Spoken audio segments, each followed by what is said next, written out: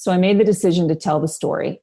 Twice in my life, lost everything I had no job, no car, no money, no place to live, 2 kids to raise, and ended up in Chapter 13 bankruptcy twice.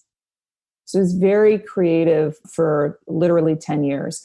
But what brought me into those positions both times, and it doesn't really matter how you get there, but I do think this is important. I do think this is what's different between women and men. All of my financial mistakes, if you want to call them, were relational. Your network is your net worth. Come listen to some of the most successful people I know share invaluable knowledge, stories, and advice in real estate, business, and beyond. This is Weiss Advice. Whether you want to take your business or personal life to the next level, look no further. Welcome back to Weiss Advice. I'm your host, Yonah Weiss. Today, I'm joined by Jennifer Grimson. How are you doing? I'm well. How are you? I'm doing pretty well. Thank God. Jennifer Ives Grimson. I don't know how you like to be called. Grimson is fine. Grimson is fine. So to our listeners, you may have heard of, we actually had Jennifer's husband, power duo, power couple, Stu, on the podcast earlier. So check out that episode. We'll put that in the link. But Jennifer is an incredible woman, right? Into herself. Has an incredible story, which I urge you to check out, the Micro Empires podcast. So Micro Empires podcast, where she shares stories and really just empowering women to build financial freedom, building wealth. I guess your catchphrase is kind of like, you don't need to be wealthy to build wealth. Right. So she's got an incredible story. I urge you to check that out. Maybe we'll get into a little bit here. She was a single mother, lost everything twice. Okay, not once, but twice. It wasn't much fun the first time, right? Right, exactly. I mean, you got to do everything twice in order to really feel it. So now she's able to rebuild. She's currently a real estate investor. She has income-producing properties, and she's trying at her age and her abilities to literally crush it in real estate investing and continue to do so. So I'm so happy you joined me today, Jennifer. Thank you. I appreciate being here. Thank you, Yonah. Share with us today just a couple points about, what kind of drove you and what it's like, in this kind of new journey. What drove me to do the podcast, or what drove me? Yeah, actually the podcast, because I think that's a fascinating kind of topic that you talk about. Okay. Well, in November of 2018, I was working at a corporate job, and I had been working at a corporate job for many years. And like a lot of people, I stayed for 3 reasons: the money, the money, the money. Right. I was miserable, absolutely miserable. I was at a great company, good boss. I mean, I can't say it was awful, but I just was miserable. And at 50 years old, I had been promising myself that I would invest in myself. And at the time I had 3 short-term rental properties, which were earning a certain amount of money. And I promised myself when it reached that I would leave the corporate world, which I did. And I had intended on, I need space so I can figure out what I'm going to do. And I intended to get into public speaking, which I really enjoy. And that's a great path. I have a background in sales. So I thought, this is perfect. Like, I'm not afraid to pick up the phone and to network, et cetera. And I do have a strong network. Right. However, what I realized quickly was, even if I started landing speaking gigs, even if I was a huge success overnight and I was landing big gigs of 5,000 people, it's only 5,000 people. And what did I really want? And what I really wanted was to continue to have investing opportunities, continue to grow my money, because I was not financially independent, which is the goal. Mm-hmm. I was constantly being asked how I rebuilt from zero, because that's almost impossible, and how I learned everything that I learned. So I decided that I would share my story, but more importantly, I think what really fueled the fire were there were so many things that are secrets. I would say secrets, I'm using my finger quotes, of the wealthy, mm-hmm. that are available. Things like cost segregation, things like self-directed IRA, things like that.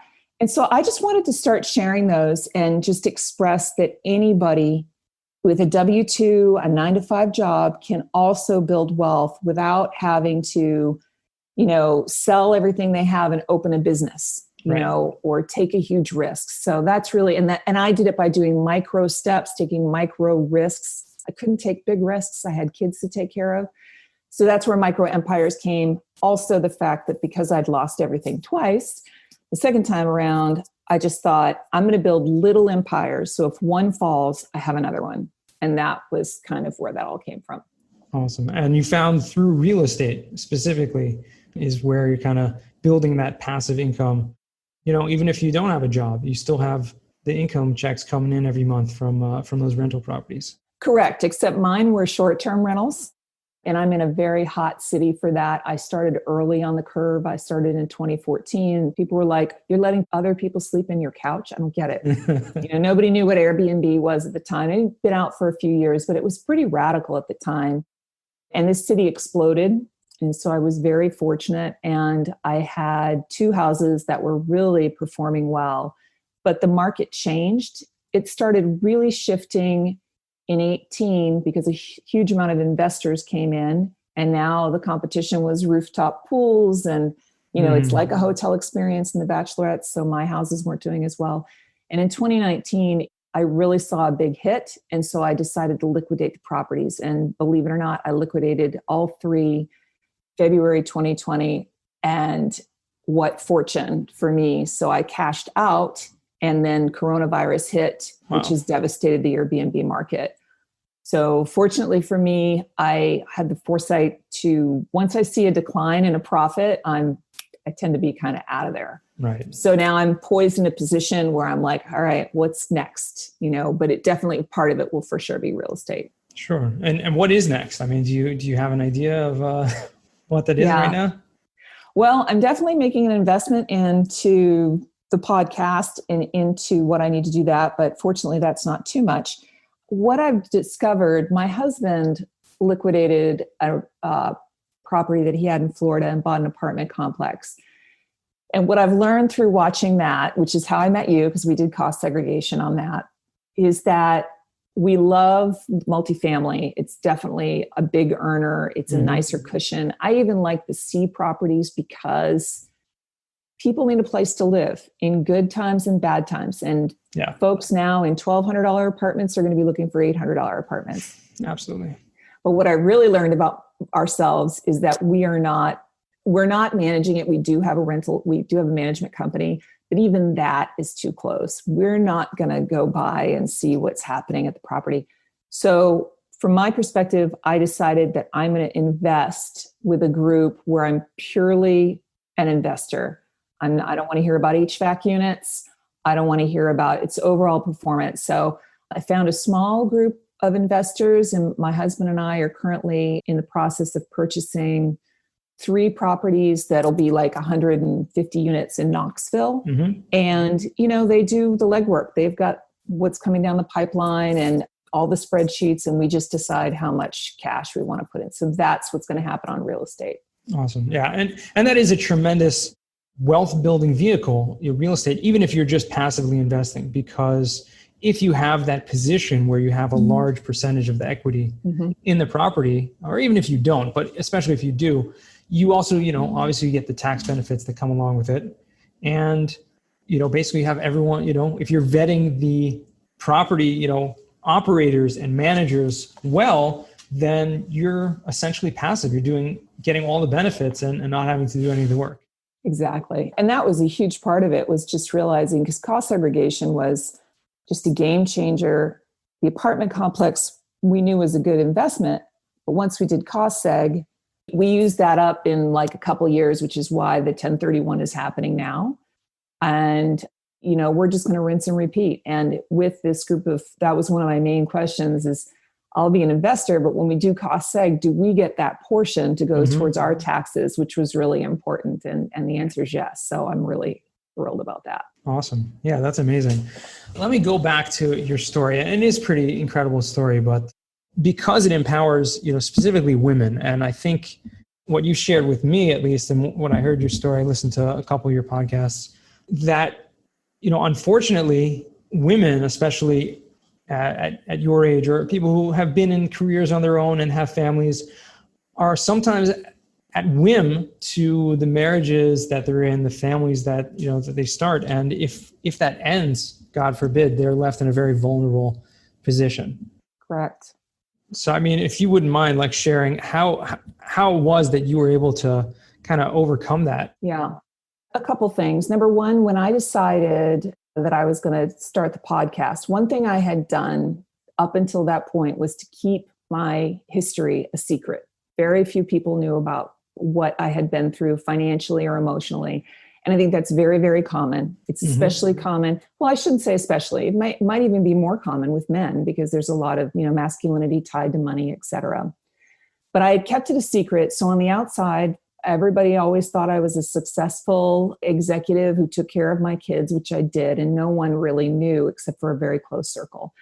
So I made the decision to tell the story. And what I found in telling my story, which is, so just for those who don't know, twice in my life, lost everything I had no job, no car, no money, no place to live, 2 kids to raise, and ended up in Chapter 13 bankruptcy twice. So that's also not just bad credit, no credit. You're completely wiped off the planet if you go into Chapter 13 bankruptcy twice, and it lasts actually for 10 years on your record. So you don't exist as a citizen anymore. And then I had jobs as an executive salesperson where you're required to travel. Well, I couldn't even get a credit card. So you can't get a hotel, you can't get a rental car, you can't. So it was very creative for literally 10 years. But what brought me into those positions both times, and it doesn't really matter how you get there, but I do think this is important. I do think this is what's different between women and men.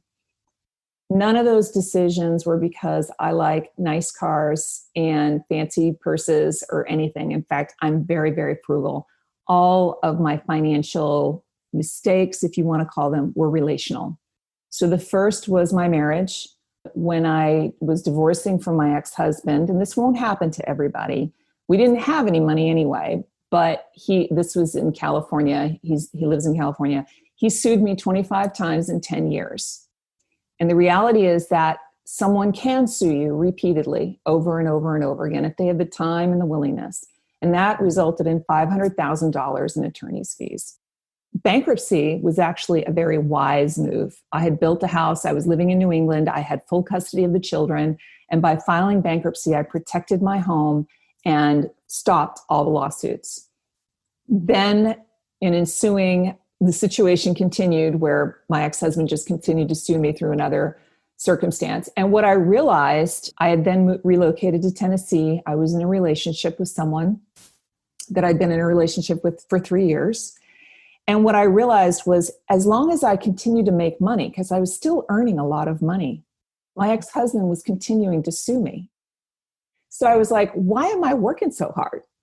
So my boyfriend at the time had the means, had been asking me, wanted me to quit my job. He really wanted me to stay home with my kids, which is, noble. And I really wanted to, actually. I'd never gotten to do that. And I thought, why am I fighting this? So I did. I left my job and I stayed home for 4 years. We moved in. I sold the house in New England. And basically, it's like getting blood from a turnip. He could sue me, but I had no money. And I filed bankruptcy again. And that literally stopped the lawsuits. And then once my children turned 18. But what I'd done is jump from the frying pan into the fire, where I had turned my financial well-being now over to another human being altogether. I lived in his home. I drove a car that was registered to him. I had no income of my own. And we weren't married. And I didn't want to get married. And you don't want to get married when every single time there was a problem, the first thought I had was, I can leave today. So that's just a little note to your listeners. If you're thinking that, don't get married. But the final straw, this is all told, the relationship ultimately ended, and I had a 401k that I really thought of my nest egg. If anything happens, I at least have this. It was $47,000, but I had transferred it from where I had it with my employer to my significant other's business. What I didn't know was that he had used that money and had not put it back in a 401k. So it was gone. So there I was again, having to move in with my sister and start all over again. And I started rebuilding. That was the point. That was end of 2009. And by 2013, I had rebuilt my credit to a point where I could buy a house in 2013. 2014, I discovered Airbnb. 2015, I bought the second house. 2017, I bought the third house. So, I mean, it is an incredibly empowering story because there are so many lessons that, all of us, whatever situation we're in, can learn from that. And I think one of the most important things is just the perseverance, the resilience. I can't imagine what you were going through emotionally and probably still are. You're just recalling some of these stories, but just the drive and the perseverance and the resilience to keep going and not let all of that, keep you down and keep you from rebuilding and providing, that security that you need, to just survive, really. Right. When someone tells me no, I always think in my head, thank you, because that just makes me go even further. And not to say it was very, very depressing. It was very, very hard. And it was very shameful. There's a lot of shame around that. And I think that's sort of been my connection with other people when I identify with the fact that there was so much shame. There was a point at which, and here, if you look, we were never living on the street. We lived with my mother. We lived with my sister. I was very fortunate to have my family take us in, but it wasn't our home. And, but there was one time where I could have gone to my family and said, could you give me money? But I just didn't want to. It had been such a struggle. And I ended up going to a food bank. And that was one of the lowest times in my life. Number one, because I didn't feel like I had a right to be there. Just that feeling of, my God, what has happened? And the secret, and I think that's kind of an American society, although it may be different. There are so many people that are earning $300,000, $400,000 who don't have a penny in savings. If they live paycheck to paycheck, it's just a really large paycheck. And that's the craziness of it. And I will say that everybody has their own, I talk a lot about money culture on the show. And my money culture is that wealth is peace for me. I want peace and I want options.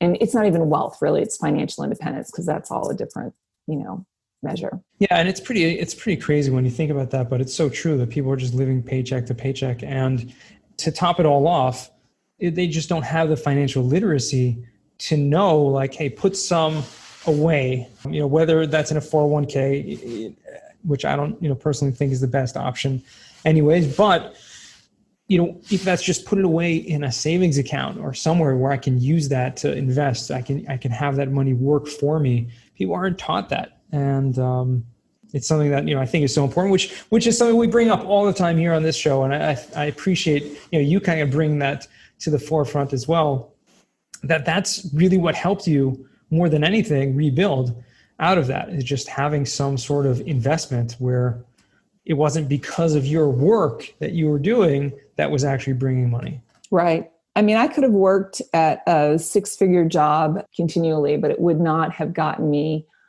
over the hump. It certainly could have, had I known about the FI movement, financial independence movement. What I did in those years when I finally was able to buy the house was I joined an investor group here, real estate investment group, which is what kind of got me started. Had to figure out, can I flip? Should I buy a long-term rental? What will I do? Et cetera, et cetera. And you really got to know who you are. I am not a flipper at all. I don't have those skills or any desire to have those skills. Not a rehabber, et cetera. And when I learned about Airbnb, I did the math and I realized if I rent for 6 nights a month, I have no mortgage.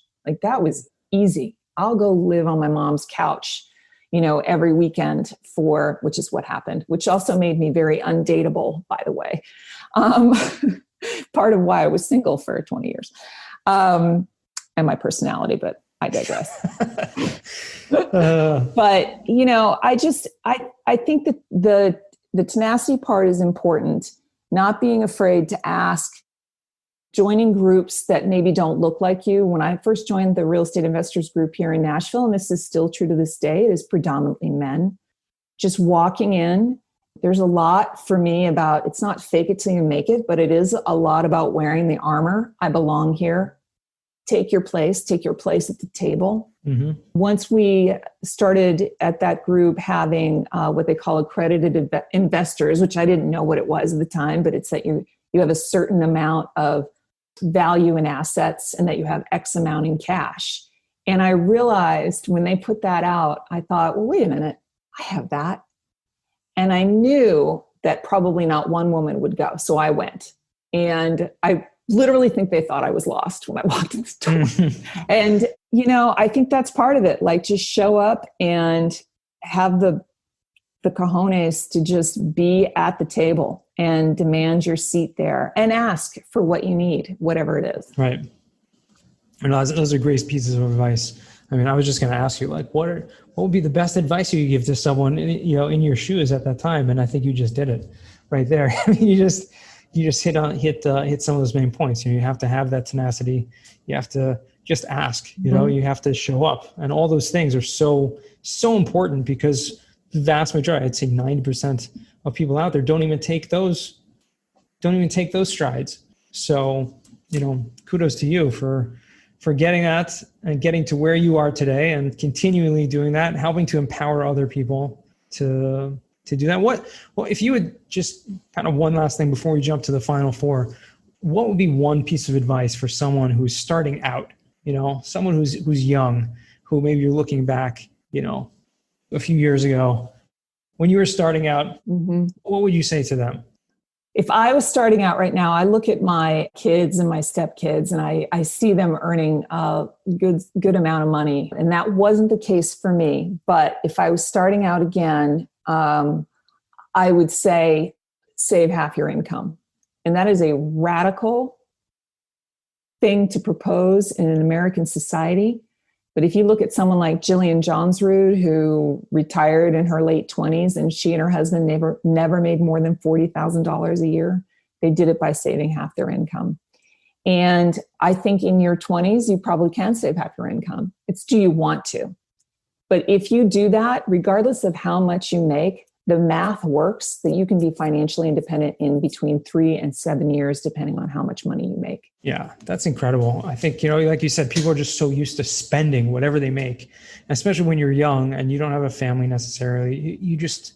There's really no reason not to. You can get by on some things. And that's probably some of the best advice I think I've ever heard, because I didn't have that, and I wish I did. But if you're a young person right now and you're listening to this podcast, take this to the bank. Okay. Literally, you need to start saving. You need to cut down on expenses and make sure you can be literally financially free in a few years.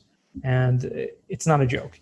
You can really just ask yourself. I mean, it seems painful at the time, but imagine you're earning $100,000 a year. Well, if you're working for a company, even though you might not think a 401k is a great idea, I mean, you're able to put $20,000 into that every year. There you go. You're almost there. You got $30,000 more that you need to save. And there are other things like an HSA. There are tools that are available to you right there that you can just take. They're tax-free, et cetera. You might have a matching capability to it.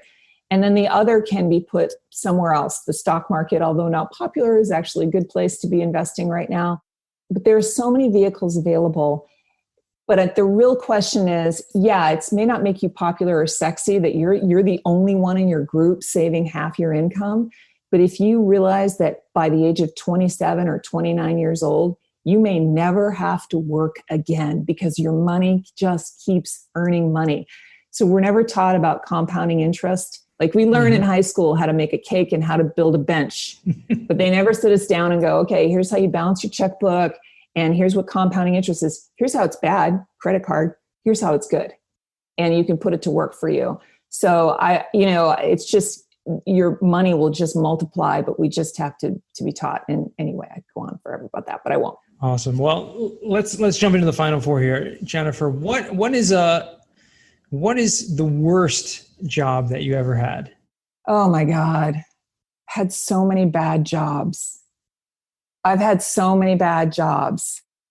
It's going to be, I'm going to break it between two. One, when I was in college, just because it's fun, I was a live mannequin in San Francisco on the Marina District. And I got paid like $15 an hour, which was billions of dollars back then. You know, it was like 1989 or something. And I had to stand outside wearing clothes and not move. And that was my job. That was a bad job. It was cold and people would come up and poke you and they didn't realize that you were actually a person anyway. That's fun. And then the second I would say I had here in Nashville, it was during the rebuilding process. The second time around, I took a job that I didn't want. I knew I didn't want it. When I walk into an organization, you feel sick all over. Don't take that job. But I took the job because I needed the money. And I was there for 6 months. I had their largest contract and I sold. It was not a true sales job. It was an account management job. Mm-hmm. But to my client in 6 months, I sold $25 million. That's fun. I was not on a commission plan. Oh, okay. I was on a plan where my boss decided how much I would get as a bonus at the end. And it was a team effort. So you just waited. And I didn't like him because he was a sexist and a lot of other things. But anyway, he decided that I would get $20,000. And I quit that job because do the math on that, 25 million. It doesn't make sense. Yeah, that was a bad job. Doesn't make sense. Well, we're going to move to the second question, which is, what is a book you've read that has given you a paradigm shift? Again, I'm going to say two, but the first one, probably a lot of people said The 4-Hour Work Week. Oh yeah. I read that when that first came out and I reread it because you can never get it. If you haven't read that book, you must. And it's not real estate connected, but it did change my life. It taught me to retirement is not for when you're 65, take retirement now. And I started that in earnest in my 30s. My father also died suddenly shortly after a retirement. So you never know. Don't wait, do it now. So 4-Hour Work Week. Second book is called The Gift of Fear by Gavin DeBecker. I read that when it first came out. He is a security specialist and it talks about how we have 5 senses, but we really have a 6th, and it is the fear factor that animals have. This has really changed my life. It's that sense inside something's not right. And as women especially, we are raised to be nice, raised to be polite, raised to be all of these things that are not, you might get called a name if you're not. And instead it says, follow your instinct if you don't feel good, etc. And this directly leads into your physical, emotional, and well-being, especially for women. So I highly recommend it. Okay, awesome. We'll put those two in the show notes over here. So the 4-Hour Work Week and the fear. I forgot the name. Gift of Fear. The Gift of Fear. All right. That's good. Well, it's good that we have this recorded. So in case I forget it again, we'll get that. Third question is, what is a skill or talent you would like to learn? Oh my gosh. Okay. Well, to dance well. I dance, but I don't know if it's well right now. Well, it's actually very interesting because when we had Stu on the podcast a couple of weeks ago, I asked him what's a skill or talent he'd like to learn. And he said, dance. He said, you guys are doing some swing dancing. Yeah, we're trying. The thing about Stu that you may not know, and the part of why I fell in love with him, just to digress and be a little fan here, he's a very large man and most men don't like to dance. And when music comes on in a bar, there is no stopping him. He is on the dance floor, but he has a 7-foot wingspan. His hands are clapping up over his head and he's not good at it, but he's having fun and I'm the same. And so I thought, my God, I've met my match. And so we don't care about that, but we would like to be better at it. At actually looking good on the dance floor. Yes. Well, that's awesome. That shows right there that you guys are a perfect couple. Question number 4, what does success mean to you?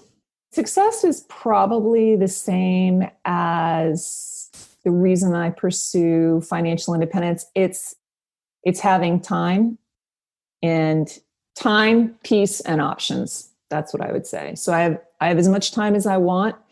If I want to go on a 3-week vacation, if I want to take all day and sit on the floor with my grandchildren, that's what I'm doing. Peace is that I don't worry, stress about much, if anything. And then options. Whatever happens, I have at least 3 or 4 options of whatever I can do. So that's success to me.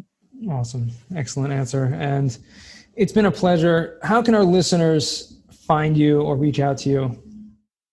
My website is micro-empires.com. That's probably a good way. You can follow my personal accounts on Facebook, Twitter, Instagram, Jennifer Grimson. And the podcast is Micro Empires. I am switching platforms, but it will be out there. And I'd love to hear from everybody. Awesome. Amazing. Thank you so much for taking the time and joining us today. Hope you had a good time as much as I did. This is great, Yona. Thank you so much. I really appreciate it. Oh, it's my pleasure. And our listeners, thank you again for joining us. I hope you got a lot out of this episode as well. And until next time, remember, the best advice comes only when you ask. Real quick, I have one question for you. Did you like this episode?